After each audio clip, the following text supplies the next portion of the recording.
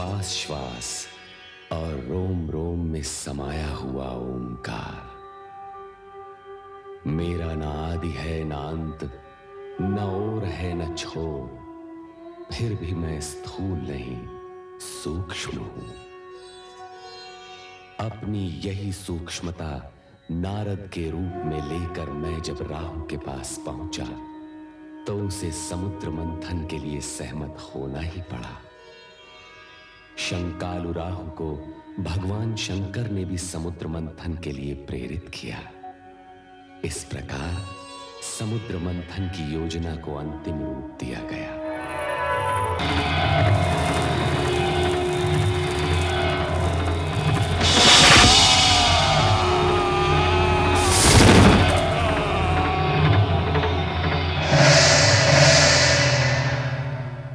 सुदर्शन चक्र द्वारा शिरोच्छेद होने के पश्चात राहु के मन में यह शूल चुभता रहा कि सूर्य के कारण ही वो अमृत पान में असफल रहा है।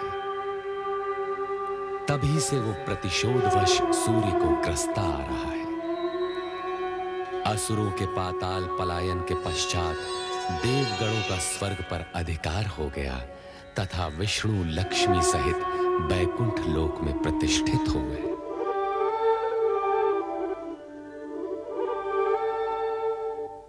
हे जगदीश्वर श्री हरि, आपको पति के रूप में पाकर मैं धन्य हो गई। अब मेरे लिए क्या आज्ञा है स्वामी? हे महालक्ष्मी, तुम्हें समीप पाकर हम पूर्ण हुए।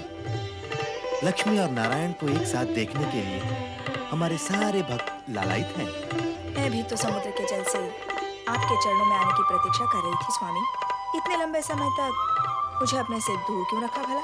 हे महालक्ष्मी, हर कार्य पूर्व निर्धारित समय पर ही होता है। भगवान शिव की इच्छा अनुसार समुद्र मंथन जब होना था तब ही हुआ और हमें तुम प्राप्त हुई। नारायण नारायण। वैकुंठ में लक्ष्मी नारायण के प्रथम दर्शन करके आंखें धन्य हो गई। प्रणाम जगदीश्वर। प्रणाम माते। ये सृजनकर्ता ब्रह्मा जी के मानस पुत्र नारद है महादेवी, जो सारी सृष्टि में भ्रमण करते हुए भगवत भक्ति का प्रचार करते हैं। और अब मैं लक्ष्मी नारायण की भक्ति का प्रचार करूंगा। माता लक्ष्मी, आप तो धन वैभव की देवी हैं। आपके भक्तगण आपकी आराधना के बिना धन धान्य और वैभव कैसे प्राप्त कर सकते हैं? नारद जी, हमारी इतनी प्रशंसा न कीजिए, कहीं हमें अभिमान हो गया तो? नारायण नारायण। जो स्वयं भगवान श्री हरि के चरणों में विराजमान हो, उसे तो अभिमान छू भी नहीं सकता माते। महादेवी, कितने चतुर हैं हमारे परम भक्त देव ऋषि। आपको अभिमान न हो, इसका प्रबंध इन्होंने अभी से ही कर दिया। ऐसा कहकर आप मुझे लज्जित न कीजिए प्रभु। मैं तो माता लक्ष्मी के चरणों की रज के समान हूं। धन्य हो नारद। अब यह बताओ, तुम्हारे आने का प्रयोजन क्या है? प्रभु, आप मुझे प्रयोजन पूछकर लज्जित न कीजिए। माता लक्ष्मी समुद्र मंथन के बाद प्रथम वैकुंठ पधारी हैं। आप दोनों के एक साथ दर्शन करने हेतु चला आया। नारद, आपको तो ज्ञात है कि हमसे किसी की भी मन की बात छुपी नहीं रहती। आप महालक्ष्मी के दर्शन के साथ साथ एक और भी प्रयोजन लेकर आए हैं। जब आपको सब कुछ ज्ञात है तो आप स्वयं ही बता दीजिए ना। कभी-कभी मैं अपने मन की बात भी नहीं समझ पाता। नारायण नारायण। ओम नमः शिवाय। भगवान शिव ने समुद्र मंथन से निकले विष का पान करके सृष्टि को नष्ट होने से बचा लिया। इसके लिए हमें उनका धन्यवाद व्यक्त करना है। क्यों देव ऋषि? आप सत्य कह रहे हैं प्रभु। मैं अभी ब्रह्मलोक से चला आ रहा हूँ। परमपिता ब्रह्मदेव ने भी मुझसे यही कहा। उन्होंने ये भी कहा कि देवराज इंद्र सहित सभी देवता भगवान शिव शंकर के प्रति अपना आभार व्यक्त करने के लिए कैलाश की ओर प्रस्थान कर रहे हैं। तब तो हमें भी वहां प्रस्थान करना होगा। कैलाश में भगवान शिव तथा माता सती के दर्शन भी हो जाएंगे। यह तो अति उत्तम विचार है देवी। अब आप मेरे यहाँ आने का प्रयोजन समझ गए प्रभु। नारायण नारायण। सच पूछिए तो मैं आप दोनों को यहाँ से कैलाश ले जाने आया हूँ, परमपिता ब्रह्मदेव की आज्ञा से। आप तो सचमुच चतुर हैं नारद जी। प्रभु आपसे भली भांति परिचित हैं।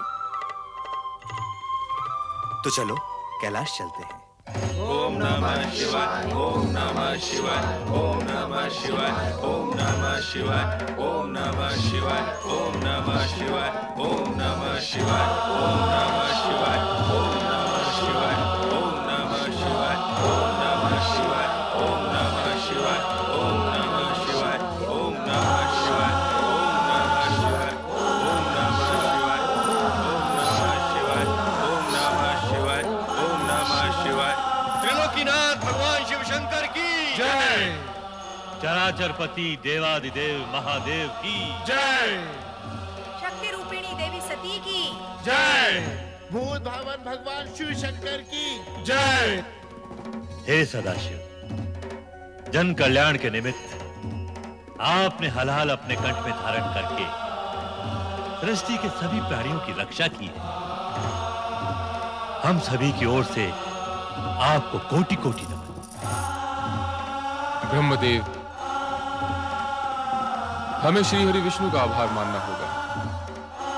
इन्होंने पहले कश्यप फिर मोहिनी रूप धारण किया, राहु का वध किया और अमृत की रक्षा की। समुद्र मंथन के सफल आयोजन ने न्याय और नीति की सार्थकता सिद्ध कर दी है भोलेनाथ। देवताओं को स्वर्ग मिला और असुरों को उनके कर्मों का फल। श्री हरि, सबसे अधिक लाभ तो आपको हुआ है। भगवती लक्ष्मी जो आपको प्राप्त हो गई। देवी सती, सत्य तो ये है कि मुझे श्री हरि प्राप्त हुए। इनसे अधिक लाभ तो मुझे हुआ है। नारायण नारायण। लाभ हानि की इस चर्चा में इस सत्य को हम सब भूलते जा रहे हैं कि समुद्र मंथन का मूलभूत विचार परम पिता ब्रह्मा जी का था। माता सरस्वती की सुमधुर वीणा के झंकार से यदि परमपिता ब्रह्मा जी की सृजनशीलता जागृत न होती तो समुद्र मंथन ही न होता। बस नारद, बस अपनी मति की गति को मंद करो और विचार करो कि ब्रह्मदेव की प्रेरणा और श्री हरि विष्णु के सहयोग के उपरांत भी हलाहल विष के लिए समुचित निराकरण न निकलता तो समुद्र मंथन का प्रयोजन, उद्देश्य और समुद्र से प्राप्त अन्य रत्नों की क्या गति हुई होगी? माता सरस्वती, शिव के योगदान की श्रेष्ठता तो निर्विवाद है। अंत में संकट एवं विकट की स्थिति को भोलेनाथ ने ही संभाला है। देवराज, मेरी स्तुति करने की अपेक्षा समुद्र मंथन के आयोजन तथा संपूर्ण प्रक्रिया से कुछ संदेश ग्रहण करेंगे तो हमारी सफलता और मंथन का कार्य सार्थक होगा। अर्थात सद्गुण सुफल देते हैं और तमोगुण कुफल। असुरों ने शक्ति, सुविधा और साधन संपन्न होते हुए भी पराजय का मुंह देखा तथा देवगण विजयी हुए। भविष्य में सचेत व सावधान रहने की आवश्यकता है देवराज। स्वामी, आपके अंतिम शब्दों से तो ऐसा लगता है जैसे आप सबको विदा करने की इच्छुक हैं। किंतु मैंने ना तो भगवती लक्ष्मी को दृष्टि भरकर देखा है और ना ही देवी सरस्वती से कुछ चर्चा की है। नारायण नारायण। चर्चा? जब दो देवियां चर्चा करती हैं तो धरती में कंपन होने लगता है। यहाँ तो तीन देवियां चर्चा करेंगी। नारायण नारायण। नारद, माता, अपनी वाणी पर विराम लगाओ। माता, यदि मैं अपनी वाणी पर विराम लगा दूंगा तो श्री हरि का जाप कैसे करूंगा? नारायण नारायण। देवर्षि, अब केवल नारायण के जाप से कार्य पूर्ण नहीं होगा, अब तो नारायणी का जाप भी करना होगा। नारायणी तो नारायण में समाई हुई है माता। क्यों माता लक्ष्मी, सत्य है ना? समुद्र मंथन की सफलता के लिए भगवान शंकर का आभार व्यक्त करने के लिए सभी देवगण कैलाश पर उपस्थित हुए। नीलकंठ भगवान शिव के हर कार्य में जगत का कल्याण ही निहित होता है और सृष्टिकर्ता के जगत में दक्ष प्रजापति की 27 कन्याएं अपने हित के निहित पूजा अर्चना पश्चात महल में प्रवेश करती हैं।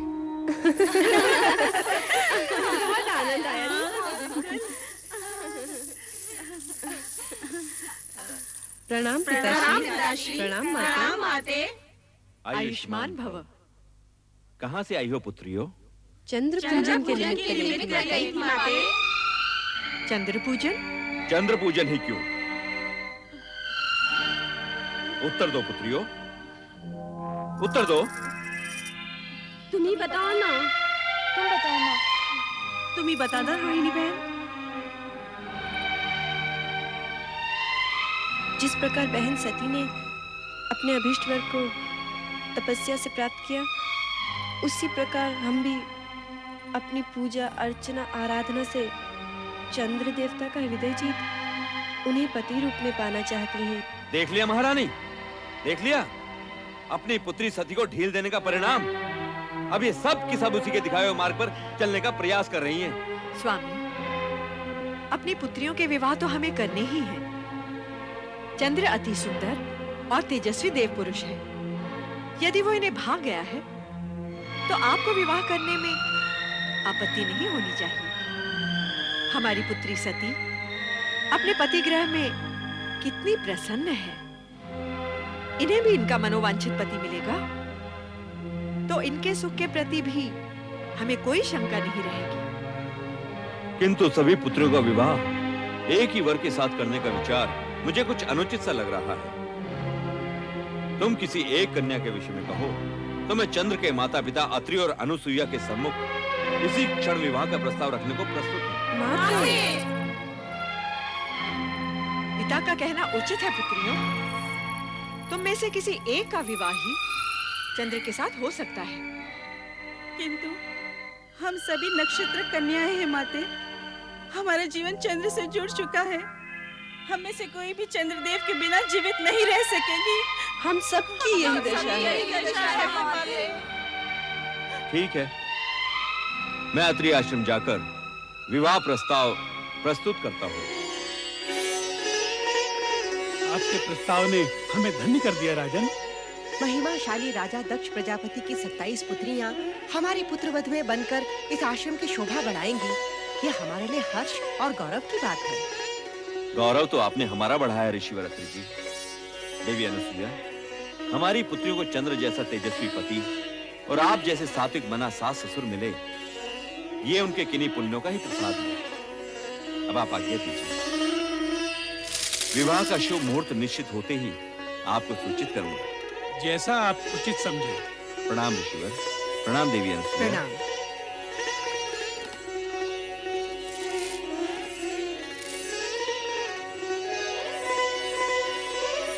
27 नक्षत्र कन्याओं के आगमन से यह आश्रम जगमगा उठेगा। आश्रम ही नहीं, आकाश से स्थित चंद्र महल भी।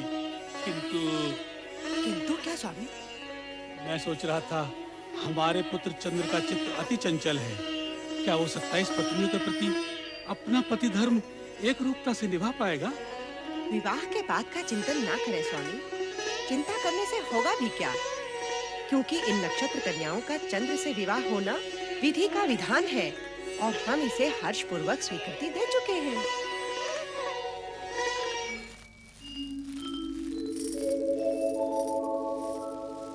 रूपोद्यान प्रफुल्ल प्राय कलिका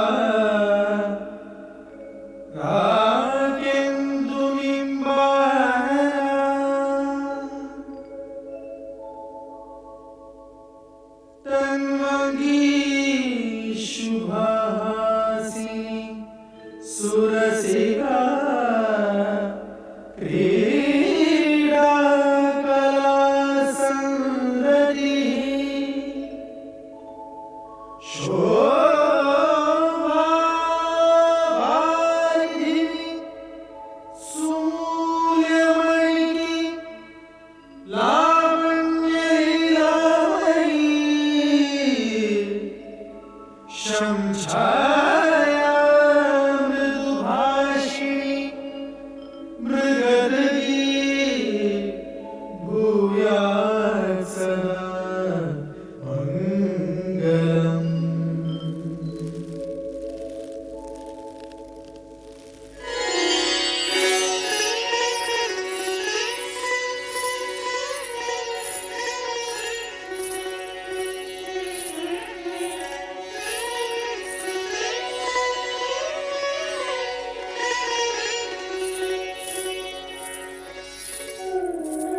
स्वामी रोहिणी को लेकर कक्ष में चले गए, हमसे बात भी नहीं की।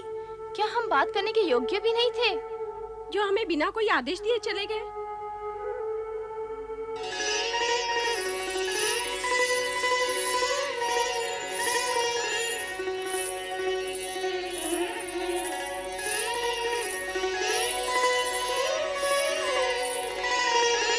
ये क्या प्रिय? मिलन की इस बेला में जब चंद्र रोहिणी को अपने शीर्ष पर सजाने का इच्छुक है, तो रोहिणी उससे छिटक रही है। क्या हम तुम्हें प्रिय नहीं? आप जैसे सुदर्शन पति को पाने के पश्चात भला कौन पत्नी ये कहेगी? किंतु आपका प्रेम ग्रहण करते हुए मेरे मन में ऐसे भाव आ रहे हैं जैसे मैं अपनी बहनों का प्रेम अंश उनसे छीन रही हूँ। प्रिय, पत्नी होना एक धर्म है, प्रेमिका एक भाव। तुम्हारी बहनें मेरी पत्नी अवश्य हैं, परंतु मैं प्रेम केवल तुम्ही से करता हूं। कि रात्रि की बेला बातों में व्यर्थ गंवाने के लिए नहीं है प्रिय। चलो विहार करें। अभी आपने कहा कि पत्नी होना एक धर्म है, इसी प्रकार पति होना भी एक धर्म है। और ये धर्म कहता है कि अपने प्रेम को सभी पत्नियों में समान रूप से वितरित किया जाए। किंतु आपने मेरी अन्य बहनों को प्रेम पिपासा में छोड़कर उचित नहीं किया। उनकी दशा उस चकोरी के समान हो गई है जो चंद्र के लिए हमेशा तड़पती रहती है। ऐसा प्रतीत होता है कि हम सबसे अधिक प्रेम स्वामी रोहिणी को ही करते हैं। विवाह 27 दक्ष पुत्रियों के साथ और प्रेम केवल एक के साथ, ये तो सर्वथा अन्याय है। हाँ, अन्याय है। ये अन्याय असहनीय है, दुखदायी है। क्या हमारा जीवन पति प्रेम पाने के लिए इसी प्रकार तड़पता रहेगा? नहीं, पति प्रेम पाने के लिए हमें कोई न कोई उपाय करना ही होगा, प्रयत्न करना ही होगा कि हम स्वामी के प्रेम पात्र बने, प्रेम पात्र अवश्य बने। तभी से तुम्हें प्राप्त करने की कामना में दग्ध हो रहा हूँ। जब तुम्हें प्रथम बार देखा था और अब जब हम मिलन के इतने निकट हैं, तो तुम तर्क पर तर्क की जा रही हो। मैंने तो केवल इतना कहा कि पति रूप में अपनी अन्य पत्नियों की उपेक्षा करना आपका धर्म नहीं है। प्रेम, धर्म, कर्म, जात, पात, रीति नीति कुछ नहीं जानता। प्रेम की परिभाषा तो सबसे निराली होती है, और यदि तुम इस परिभाषा का अर्थ जान जाओगी तो स्वयं कच्चे धागे की तरह मेरे पीछे पीछे खिंची चली आओगी।